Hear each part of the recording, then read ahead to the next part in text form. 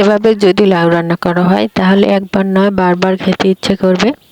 আর এভাবে ডিম দিয়ে লাউ রান্না করলে মাছ মাংস ছাড়াই কিন্তু পেট ভরে ভাত খাওয়া যাবে।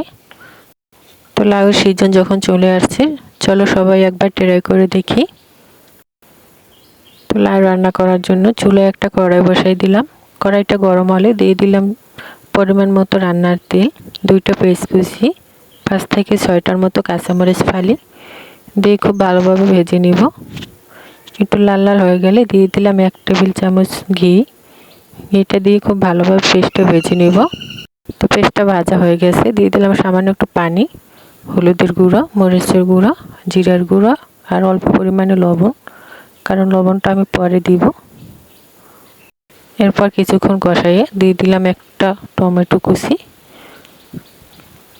খুব ভালোভাবে মশলাটা কষাই নিব। তো মশলাটা কষানো হয়ে গেছে, এখন মশলাটা একটা সাইড করে নিলাম। এরপর অন্য সাইডে দিয়ে দিলাম 2টা ডিম। ডিমটা একটু শক্ত হয়ে গেলে আমি চামচের সাহায্যে ডিমটা খুব ভালোভাবে কেটে নিব। একদম ভেঙে ফেলবো না, একটু আস্তে আস্তে রাখবো যাতে দেখতে একটু লোভনীয় হয়। এরপরে দিয়ে দিলাম কেটে ধুয়ে রাখা লাউ। লাউটা আমি একটু ছোট ছোট করে কাটছি। এরপরে সামান্য একটু পানি দিলাম, আবারও দিয়ে দিলাম একটু লবণ। এখন খুব ভালোভাবে নেড়ে চেড়ে ঢেকে দিব। আমি আর কোনো পানি ব্যবহার করব না, অতিরিক্ত পানি দিলে লাউয়ের কালারটা কিন্তু নষ্ট হয়ে যাবে। তো 10 মিনিটের মতো জাল করার পর দেখো অনেকটা পানি বের হয়ে গেছে। এখন আবারও খুব ভালোভাবে নেড়ে চেড়ে ঢেকে দিলাম।